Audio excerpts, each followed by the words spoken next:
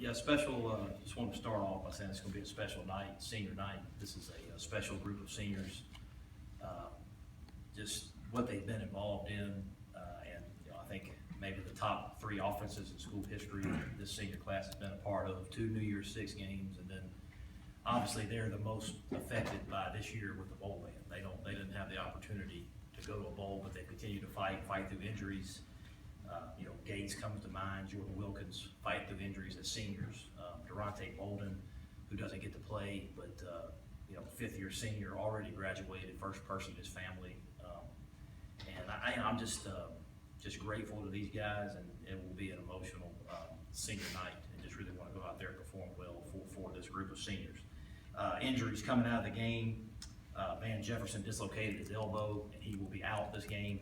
I don't want to say out for the season because I do want to further evaluate him more, but he will be out this game. Markel Pack and Trey Bledsoe also suffered concussions, and they're in the protocol for this week. Alex Gibbons is toward the end of his protocol. He's in the lifting and running stage, so I would say he's probable, but he's got to clear some of the protocol hurdles, and then Jordan Wilkins will be the same. Just limited during practice and will play. Defense. Austrian Robinson should be back, and then we'll look at Jalen Julius and Ross Donnelly as well. That will have a chance, but they're questioned. So what are their injuries, Matt? Those three? Jalen is a concussion. Donnelly is a knee injury. All right, if you have a question, let us know. Bring the mic to you. Who wants to start off? What's your take on Texas A&M, both sides of the ball, and Vegas says your favorite? Is that surprising a little? I don't know. I'm as far as that concerned, I didn't look at that, but I'm very, very familiar with both these coordinators. Coach Mazzoni and Coach Chavis. I've worked with both of them, and both very, very good coaches. You got to prepare for 2 quarterbacks. They have a runner and a thrower. They have 2 very good running backs, several good receivers. So very, very talented on offense. And then defensively, they're really good at getting sacks and getting pressure on the quarterback. One of the top teams in the country in third down, getting off the field, getting turnovers. So they're a very, very good team. So I think they're very talented on both sides of the ball and in the kicking game. I think they blocked several kicks and returned kicks for touchdowns. So they're very, very capable. I believe it was against Tennessee Martin at the beginning of the year. You got the ball on offense, weren't able to finish the game.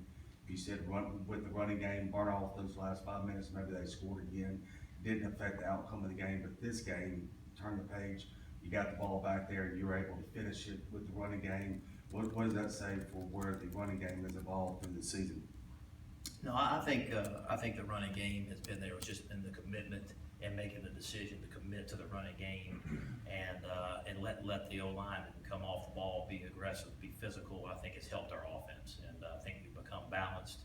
And I think that opens up some things in the pass game when they have to respect the run game, and the safeties have to come down and make tackles. I think it creates one-on-one matchups outside, but very, very pleased with where it's at.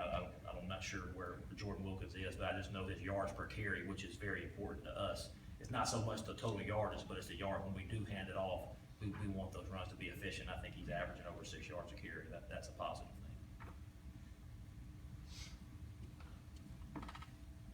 thing. Coach, y'all started the year, you had 4 sacks in the first 5 games. Last 5, y'all had 21 sacks. What's clicking with that D-line that's made him so productive the last few weeks?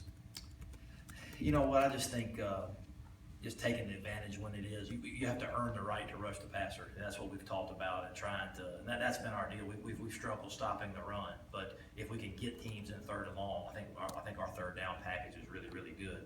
Our issue's been getting to that situation, but when we have got to that situation, we've been pretty good.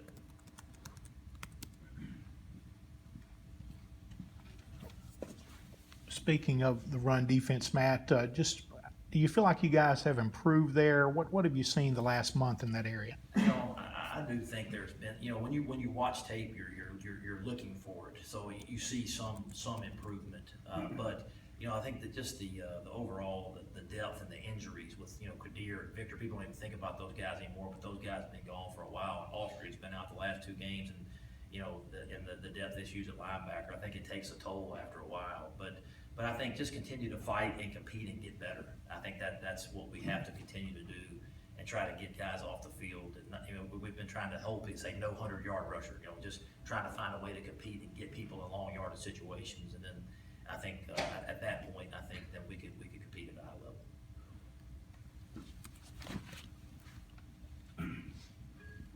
With Austrian and Ross being out the last couple games, you had 42 and 98 really step in there, give you some quality snaps.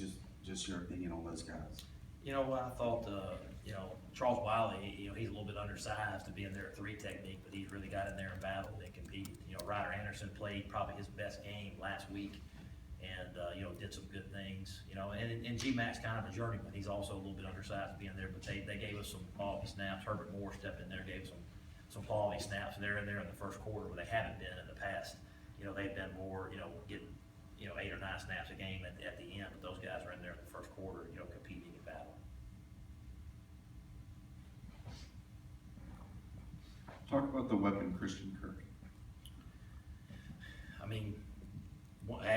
Has and is one of the best players in our league, for a long time. He's a very, very good player. He's dynamic when he gets the ball in the hands. They do a great job. Coach Mazzoni utilize him out of the backfield.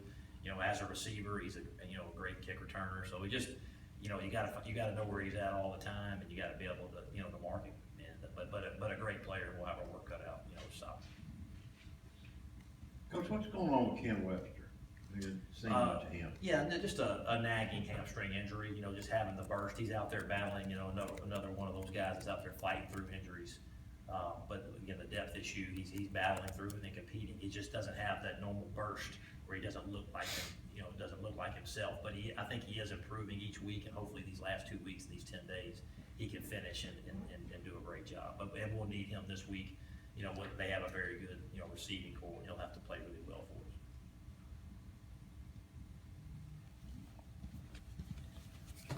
When a team rushes the passer as well as A&M does, what's available to you as an offensive line to kind of slow that down, but beyond winning one-on-ones all the time?